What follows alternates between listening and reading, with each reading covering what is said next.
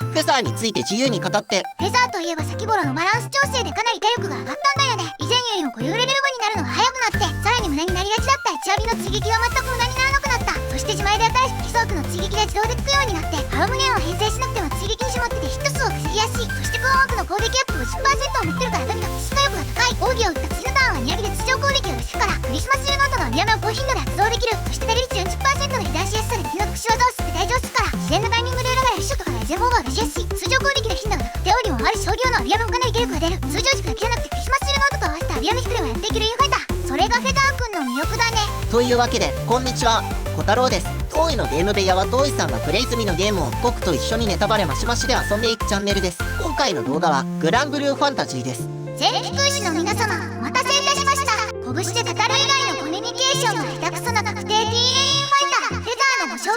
動画です。それでは本編スタート。チャンネル登録1500人ありがとう。3月の最終実装はロザメアってことでね、安心してフェザー君の解説をしていくよ。まだ浴衣フェザーとか来月の最終実装とか弓フェザーとか無限の可能性があるけどね。その時は2問作2期作だね。まずはフェザー君の強さの基礎になっている青木聖剣レベルについて見ていこうか。このレベルはダメアビと TA をすると上がっていくんだけど、1アビと2アビを使うだけで合計3上がるから、2プラトンと奥義オフを合わせれば2ターン目にはレベル5になった状態だね。それかね、半3アビを奥義オフで使ってもいいね。キリン使えば1ターン目にレベル5もできるね。強化内容はクオン枠の攻撃アップ 50%、 ダメ上限 25%、 巨殺追撃 20% だね。基礎火力だけじゃなくてダメ上限も上がるのがいいところだね。そして巨左枠の追撃はハロムゲンや巨左終末と同枠で強い方が優先だね。これはハロムゲンを編成しない今週週末でも追撃がつくことがメリットだね。短期じゃなくて重機以上で使う時に火力が担保されるのがポイントかな。そしてもう一つのサポアビで確定 TA になるのと、レベル5なら通常攻撃後に1アビが自動発動だね。これのおかげでさらにダメージが伸びるね。デメリットの影率 40% は他のメンバー3人が 20% になっている状態だから2倍攻撃を受けやすい状態だね。これで敵の多段ヒット特殊技を受けて退場するまでがフェザー君の仕事だよね。続いて1アビは単発のダメージアビで自分に 50% の追撃1回を付与する効果だね。さっきのサポアビ効果で通常後に自動発動するから、追撃を使ったら自動で再装填するってイメージだね。2アビはターン経過なしの通常攻撃。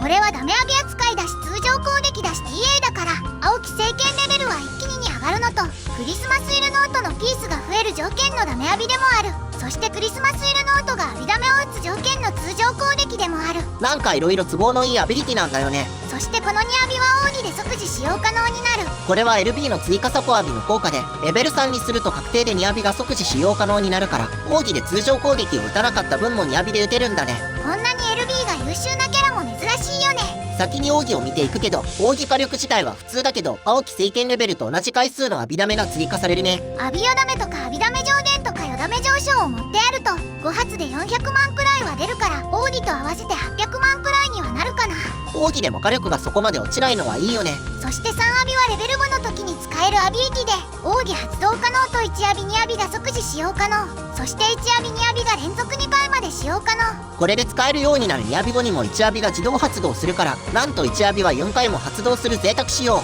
このアビはポプキリンで同じターン中に再使用しても2回目の3アビ使用後は連続2回まで使用可能効果は使えなくて、ポプキリン使ってさらに1アビ2アビを2回使うって動きにはならないよ。フェザー君の3アビはコプキリンで無理やり再使用するよりも、スマヒヒトのスマヒノセチエを起動する通常回数を稼ぐことに使えるね。格闘得意キャラが通常攻撃をすると使用可能ターンが1ターンずつ縮むから、涅槃3アビを使わなくても2ターン目にスマヒノセチエを起動できるのが面白いところだね。涅槃も格闘得意だから自然と3人目の格闘キャラを編成しやすいよね。これはスマヒノセチエの取り組み状態を抜けやすくする裏表金色の層があれば実用ラインになりそうだね。どこでやるのかはさておき、フェザーしかできない動きだよね。一応涅槃3アビでも2ターン目に使用可能にはできるんだけど、最大 HP を削らないでいいってところがポイントになるかな。性能面の振り返りはこんなところだけど、フェザー推しじゃなくても実際に使えるマルチがあるといいよね。やっぱりマグナ3のゼレスとアーテルマグナじゃないかな。通常攻撃かアビダメを1ターン内で30回当てると固有レベルが下がるから、すでに追撃が2個ついてるフェザー君にはもってこいのマルチだね。キコがいればアンデッドも対応できるから、ホロスコープ編成で周回するのもいいかも。あとは前半と後半でキャラを変変えたい時に前半担当として入れてもいいね。 HP 特殊を自前の多出率で受ける役目だね。もっと全体の火力を上げる役割だとクリスマスイルノートの3アビ起動を助けることもできるね。ダメアビが合計7回使用されないと3アビは使えないから、編成キャラによっては3アビ使うまでに数ターンかかるんだよね。奥義で必ず2アビが使えるし、3アビ使っちゃえばダメアビ4回使えるから、通常攻撃でイルノートの追撃誘発も合わせて相性がいいよね。あとは水ギラガッツのカローレレベルが10になるまでの6ターンくらいを火力面で補完する意味では一緒に編成できるよね。ギミック的な活躍よりもホロスコープ仲間って感じだね。いろいろ上げてみたけど純粋に火力を出すことに特化してるから、クリスマスイルノートがいればとりあえず入れてみて、火力寄せよりも耐久寄せが必要だ